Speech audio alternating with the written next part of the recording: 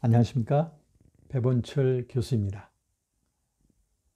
지금까지 한국교회의 오순절 신앙 하면은 금방 떠오르는 인물, 그것은 조용기 목사입니다. 그리고 조용기 목사의 영향은 사실 한국교회 내에 커다란 영향을 미친 것이 사실이고요.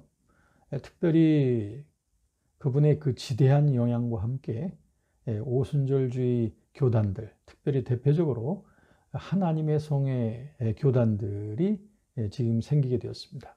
그 하나님의 성에도 뭐 기독교 대한 하나님의 성회, 또 예수교 대한 하나님의 성회, 또 여의도 측도 있고 이런 식으로 교단들이 만들어지는데, 그런데 저의 질문은 이것입니다.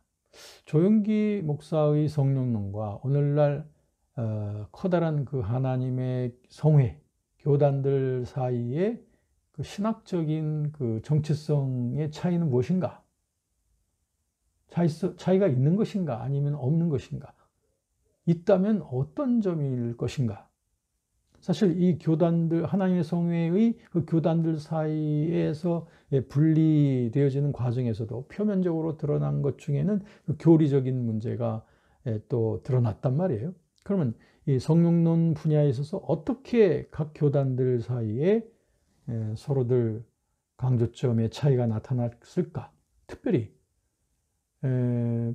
뜨거운 감자와 같은 것은 이제 방언에 대한 해석이죠. 방언에 대한 전통적인 해석과 또 좀 수정적인 해석들, 또는 조용기 목사가 특별하게 부각시키고 있는 그 실존적 영성의 문제를 각 하나님의 성의 교단들에서는 이것을 어떻게 받아들일 것이냐 말 것이냐. 또 한 가지는 이제 성령 세례와 그 중생과의 관계, 이런 부분들, 이런 부분들에 대해서 어떻게 정리를 하고 어떻게 신학적 정체성들을 만들어 갈 것이냐 하는 것이 커다란 과제라고 보여집니다. 그래서 앞으로의 그 하나님의 성회 여러 교단들의 신학적 정체성을 위해서 여기에 대한 연구는 반드시 되어져야 되고, 또 논의가 함께 되어져야 되는 부분이라고 생각합니다. 자, 이 부분에 대해서 좀 더 자료를 보면서 좀 더 자세히 살펴보실까요? 조영기 목사의 그 성령론의 그 핵심과 그리고 그 변화, 이런 것이 오늘날 오순절 교단인 그 하나님의 성회의 앞으로의 그 성령론 신앙에 있어서 어떤 관계, 또 어떤 변화, 또 어떤 입장, 이런 것들을 가능하게 할까 하는 것들을 생각해 보게 됩니다.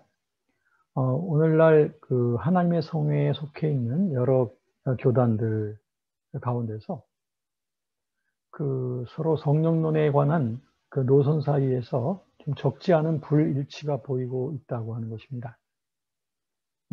그것은 기독교 대한 하나님의 성회는 오순절주의 성령론의 수호 입장에 있다고 하면, 그 다음에 여의도 순복음총회가 속해 있는 기독교 대한 하나님의 성회는 오중복음과 삼중축복 중심, 그리고 이와는 달리 예수교 대한 하나님의 성회는 좀 더 넓은 복음주의적 경향성을 각각 그 강조점으로 대변하고 있다라고 하는 것입니다.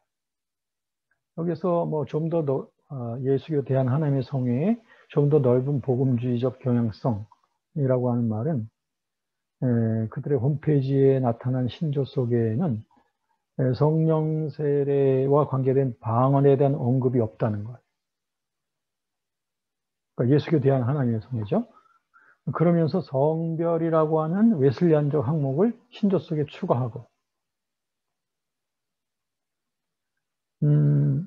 그리고 18세기 존 웨슬리 부운동 이후 20세기까지 중요한 부운동의 전통을 소개하는 것으로서 하나님의 성회 신학으로 소개하는 것, 이거 상당히 특이하죠. 여기에 대한 참조는 예수교에 대한 하나님의 성회 홈페이지 하나님의 성회 신학을 참조하시면 되겠습니다. 그러니 상당히 그 세 대표적인 이 세 교단 사이에서 상당히 강조점의 차이들을 보여주고 있는데, 그러니까 그 중에서 가장 좀 전통 오순절주의를 보수적으로 따르고 있는 것이 기독교 대한 하나님의 성회죠. 오순절주의 성령론을 수호하는 입장일까요? 그런데 이제 여의도 측에서는 오중복음과 삼중 축복 중심의 이런 어떤 실존적 영성, 이런 차원을 좀 더 부각시켜 나오고 있고, 예수교 하나님 성회는 좀 더 복음주의적인 경향성들을 억셉트하는, 이렇게 서로 다른 신학적 특성으로 나눠져 있다는 것이 참 주목할 만하죠. 그렇기 때문에 저는 앞으로 이 하나님의 성의 교단들이 신학적인 일치를 위해서 좀 함께 고민해서 풀어가야 될 성령의 문제들이 있다고 보면서 그 세 가지가 있습니다. 그거는 첫째, 방어 문제. 두 번째는 그 실존적 영성의 자리를 어떻게 할 것이냐. 영산 조영기 목사에게서 나오는. 그리고 세 번째는 성령 세례 강조를 강조를 했던 그 전통은 어떻게 우리가 다룰 것이냐. 이걸 하나하나 좀 살펴보면서 앞으로 이 하나님의 성회 교단에서 여기에 대한 신학적인 반향이나 평가는 어땠는지, 앞으로 함께 논의하면서 풀어가야 될 방향성에 대해서 이 하나님의 성회 교단들의 하나의 고민점들을 같이 생각해 보도록 하겠습니다. 첫 번째가 이제 방언 문제가 되겠습니다. 먼저 지금 우리의 논의에서는 어떤 그 정치적인 문제나 이런 이해관계, 교단 사이의 이해관계 문제, 이런 것들은 지금 배제하고 순전히 영성에 관한 부분만 가지고 지금 우리가 살펴보는 겁니다. 방언 문제를 볼 때 영산 조영기 목사도 공식적 신앙으로는 성령 세례의 첫 증거가 방언이라는 걸 여지까지도 인정하고 있어요. 그의 홈페이지에서도 분명히 나와 있어요. 그런데 이전에 비해서 방언에 대한 설교는 매우 드물게 행하고 있는 게 사실이죠. 이런 변화 속에는 방언에 대한 최근까지 함의가 이렇게 농축되어져 있다라고 볼 수 있어요. 방언이라고 하는 주제를 잘 다루지 않고 있는 이유가 뭐냐. 조영기 목사가 1970년대 성령론 논쟁의 시기를 아주 혹독하게 거치면서 거기서 얻어진 게 뭐냐면 이제 좀 폭넓은 복음주의적 성령론과의 합의점을 좀 찾아가려고 노력했다는 점, 그리고 더 나아가서는 1980년대 이후에 제3의 물결이 운동이 확산되죠. 우리나라에도. 그때 방언을 성령 세례의 표적이라고 보기보다는 은사 가운데 하나로 보는 영향을 조영기 목사도 많이 그 영향을 받아왔기 때문에 그렇다 이거죠. 이런 오늘날 오순절주의에 속한 목회자들 가운데도 이런 견해가 지금 보편화되고 있습니다. 무슨 보편화? 그때 교리적으로는 성령 세례 표적이라고 방언을 말해요. 그런데 실제 신앙과 설교와 신앙 고백 속에서는 성령의 은사 가운데 하나로 보는 것이 범기독교적으로 보편화되어 있는데 오순절주의도 거기에 포함되어 있다라고 하는 것이지요. 그것은 이제 저도 역시 오순절 하나님의 성회 목회자들이나 이런 분들과의 대담을 통해서도 확인할 수 있는 것이었고요. 그리고 또 한편으로는 조영기 목사가 지속적으로 국내외 타교단 신학자들을 여의도 순복음 중학교로 초청해서 광범위한 신학적 전통을 많이 접했죠. 이런 것들이 방언에 대한 신념이나 신학적 해석을 좀 더 신학적으로 보편화시켜 주었기 때문에 이제 방언에 대한 언급이 전에 비해서 현저하게 줄어들었다. 아까 말씀드린 대로 최근에 하나님의 성의 목회자들 가운데 방언을 성령 표적이라기보다는 은사 가운데 하나로 보는, 이게 이제 일반화되어 있다는 거. 그리고 전에는 방언에 대해서 비판적으로 보던 개신교 신학자들 가운데도 이제는 이를 긍정하는 사람들이 많이 늘어나고 있어요. 그러니까 성령 세례 받으면 방언 말한다는 게 아니고, 방언이라고 하는 것은 성령의 능력을 받는 일에 하나의 그 수반될 수 있다고 하는 거, 그리고 성령의 나타남과 은사들을 교회가 많이 필요로 한다는 거, 이런 점에서 방언도 역시 그 긍정적으로 보는 거죠.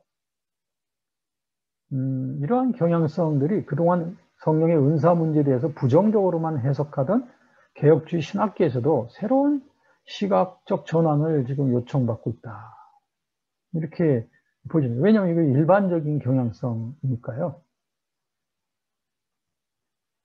이처럼 방언에 대한 포용적인 시각과 함께 또 방언을 성령 세례 표적이라기보다는 성령의 은사 가운데 하나로 보는 시각이 지금 확산되어져 가고 있는데, 그럼 하나님의 성의 교단들의 신조와 교리들은 현재 방언에 대해서 어떻게 표현하고 있을까요? 먼저 기독교 대한 하나님의 성회에서는 성령 세례와 연관된 방언에 대해서 성령 세례 증거, 성령 세례 처음 증거는 방언을 말하는 것이고, 네, 역시 증거가 방언이라고 말하고 있어요. 그런데 이에 비해서 예수교에 대한 하나님의 성회나 기독교에 대한 하나님의 성회, 여의도 순복음교회 교리에는 모두 방언에 대한 언급이 빠져 있는 것이 서로 대조를 이루고 있습니다. 네, 이것은 이제 교단 신조들을 비교해 보면은 알 수가 있습니다. 그러니까 이 하나님의 성회 교단들 사이에 이 보수적인 전통을 지키려고 하는 기독교 하나님의 성회를 빼놓고는 여의도 측하고 그다음 예수교에 대한 하나님의 성회에서는 이 방언에 대해서 상당히 좀 꺼려하고 있는 것을 볼 수 있다는 거죠. 그렇지만 방언에 대한 논의를 신학적으로 전개하는 일이 단순하진 않아 보입니다. 방언이 성령 세례 첫 표적이냐 아니냐, 또 참 방언이냐 거짓 방언이냐, 또 사도 시대 이후에도 이 은사가 존재하느냐, 이런 논의는 아직까지 진행되고 있죠.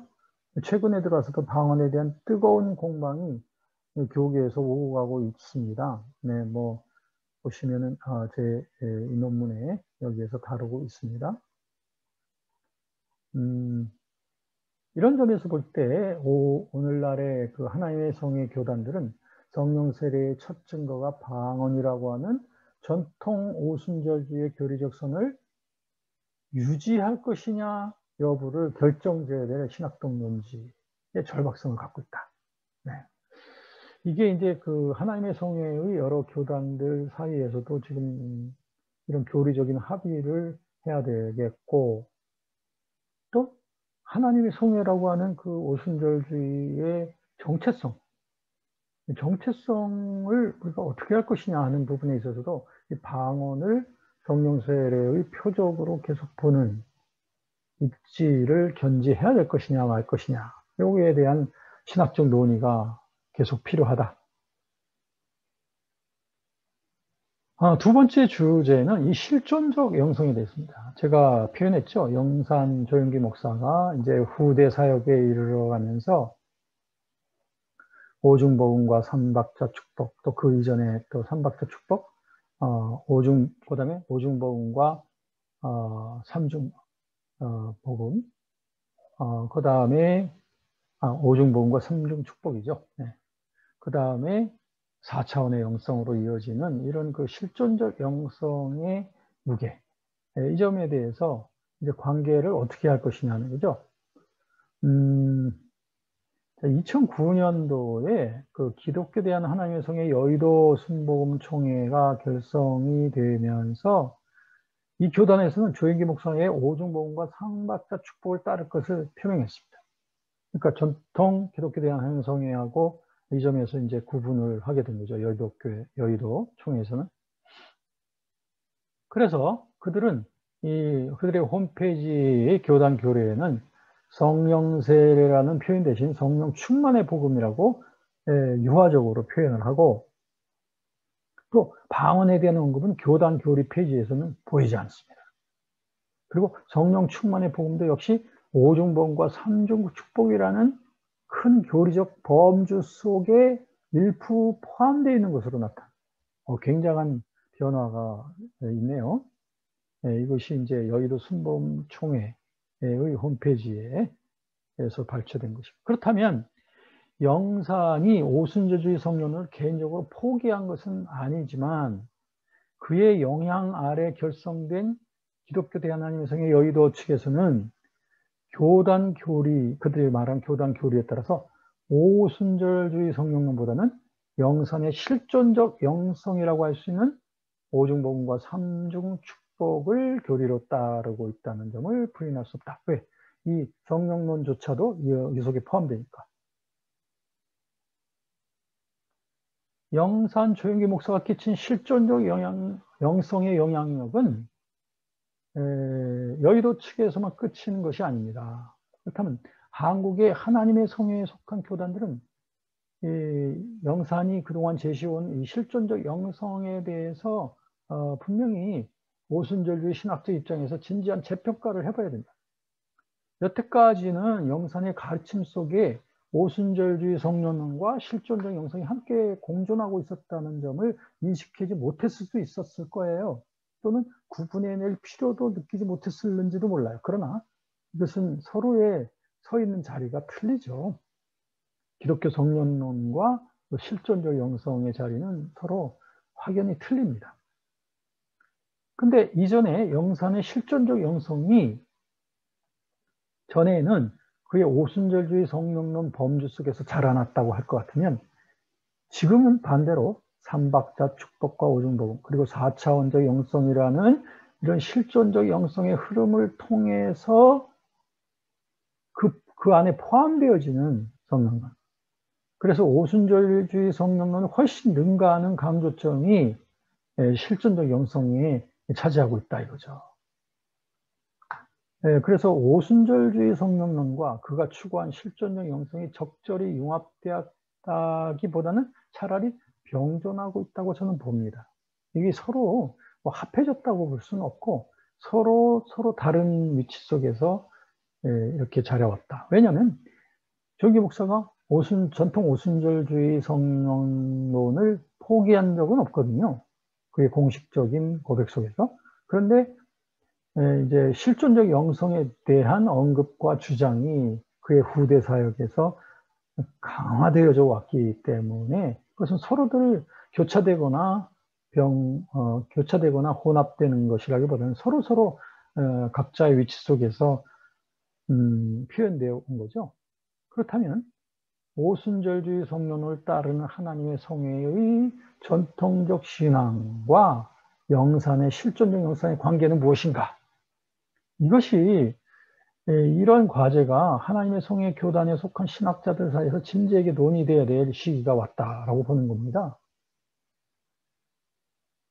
네, 그래서 아까 제가 말씀 같이 나눴던 전통적인 오순절 신앙을 견지하려고 하는 하나님의 성회와 그다음에 여의도 쪽에 조영기 목사의 실존적 영성을 좀 더 부각시키려고 하는 여의도 총회 쪽과 그다음에 좀 더 복음주의적인 그 흐름 속에 좀 편승하기 위하여 전통 오순절주의보다는 복음주의적 표명을 아끼지 않는 예수교에 대한 하나님의 성회 이런 그 사이에서 이런 논의들이 되어져야 된다. 세 번째 주제는 성령 세례를 강조하는 오순절주의 전통의 문제를 어떻게 할 것이냐 하는 거예요. 포기할 것이냐, 견제할 것이냐, 더욱더 부각시킬 것이냐. 조영기 목사는 그의 60년대 말부터 사역하면서 1959년 그러니까 1960년대 들어서면서부터 1980년대 논쟁의 시기에 이르기까지 오순절 성령론의 정립과 확산을 위해서 분투해 갑니다. 그리고 최소한 그의 60년 목회 사역의 전반기 이상에서 이 성령 세례의 능력을 강조했습니다. 그게 오늘날 여의도 순복음중앙교회를 있게 해준 의심 없는 영성의 기반이었다라고 봅니다. 이런 점에 있어서 오늘날 하나님의 성회에 속한 교단들이 중생과 구분되는 성령 세례 경험을 강조하는 것은 교단 신조상 일치된 표명을 보이고 있다는 점은 다행스러워요. 예. 하나님의 성의 어떤 교단도 중생과 성령 세례의 경험을 이렇게 따로따로 이렇게 강조하는 것에서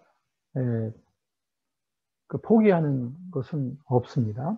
이것은 그들의 신학적 정체성이기도 하지요. 그런데 지난날 1970년대, 80년대에는 정통 개혁주의 성령론의 신학적 우세로 인해서 이 근대 개혁파 성령운동의 성령론과 오순절주의 성령론이 그 기세를 펴지 못하고 있었죠. 그러나 현대 신학계에는 오순절 신학자들이 개혁주의 신학자들 못지않게 많이 활동하고 있어요. 오늘날에는.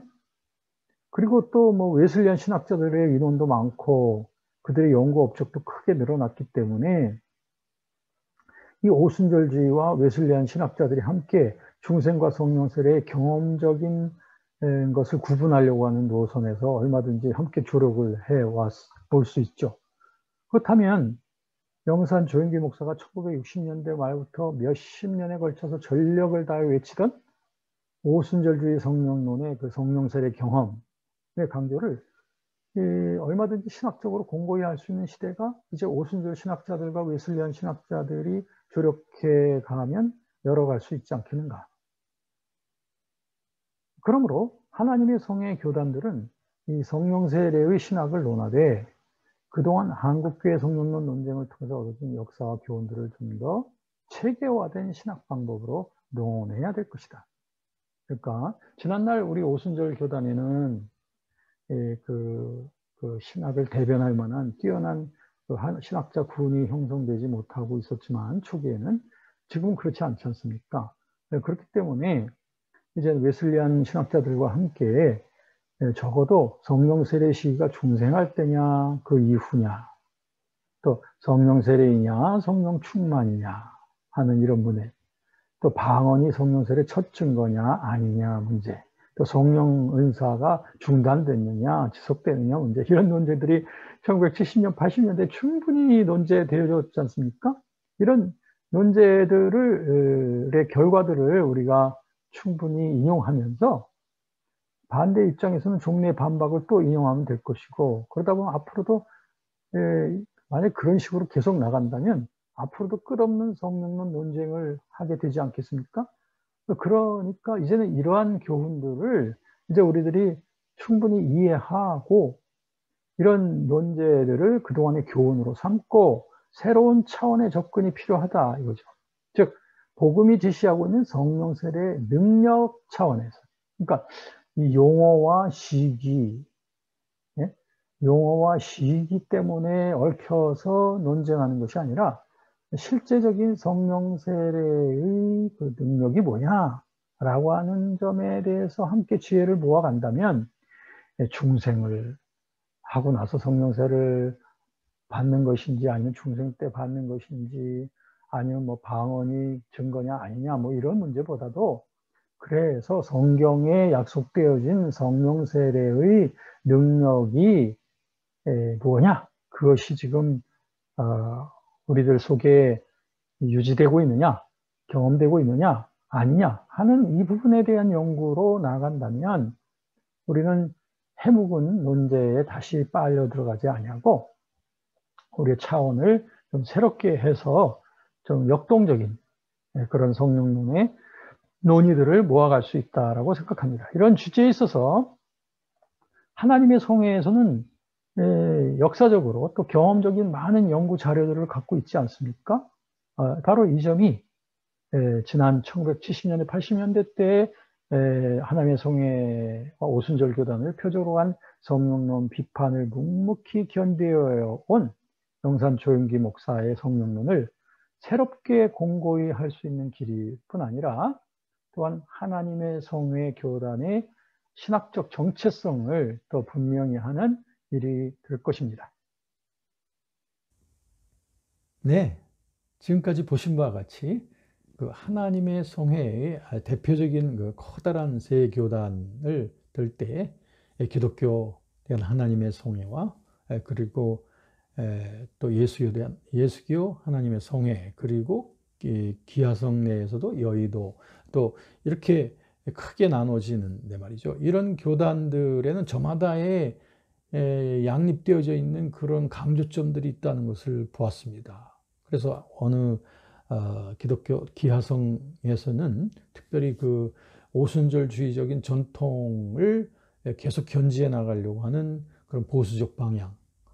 그런가 하면 그 여의도 총회에서는 특별히 조영기 목사의 그 실존적 영성, 그 부분에 대한 강조가 아주 크게 두드러져 있는 것을 보게 됩니다. 그런가 하면 예하성 쪽에서는 좀 더 오순절주의가 좀 더 복음주의적 일반 방향으로 좀 많이 문을 열고 교류하는 그런 경향성, 이런 것들이 각각 두드러지게 방향성들이 서로 다른 것을 볼 수가 있습니다.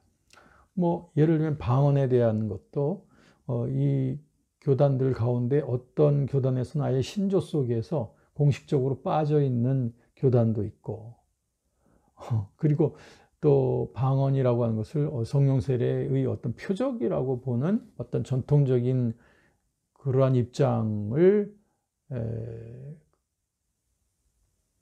강조하지 않는, 그래서 방언은 하나의 성령의 은사 가운데 하나 정도로 보는 경향성, 이런 것들이 교단들 신조 속에 보인다든지, 이런 것이 서로들 틀리고 있단 말이죠. 그리고 조영기 목사의 그 실존적 영성에 대한 자리, 이것은 앞으로도 사실 이것은 사실 크게 볼 때는 한국교회 전체의 과제라고도 할 수 있지만, 일단 그 직접 관계가 되어져 있는 하나님의 성의 교단 내에서 여기에 대한 분명한 논의들이 정리가 되어져야 된다 생각해요. 물론 지금까지도 여기에 대한 논의들이 있어 왔죠. 그것이 하나의 논쟁의 그런 화두였었던 것입니다. 근데 앞으로도 이것에 대한 자리들은 분명하게 확립을 시켜야 교단적 정체성을 마련할 수 있겠다 보고요. 그리고 성령 세례를 그 중생과 관련해서 볼 때 시기의 문제의 논쟁에 다시 얽매인다든지, 또는 용어상의 정의에 얽매이는 그런 이미 지나간 시대의 그 논쟁에 다시 휘말리기보다는, 저는 이제 하나님의 성회가 앞장서서 이 성령 세례의 시기나 용어 문제보다는 성령 세례의 성경에서 드러난 그 능력의 문제, 성경에서 말하는 그 성령 세례의 그 능력과 경험에 대한 문제로 우리 연구의 방향성을 좀 주도해 간다면 앞으로 한국교회에 굉장히 좋은 기여를 하게 되리라, 이렇게 생각하면서 이제 조영기 목사의 성령론과 하나님의 성의 교단들과의 그 신학적 정체성의 문제에 대해서 함께 같이 살펴보았습니다. 지금까지 시청해 주셔서 감사합니다.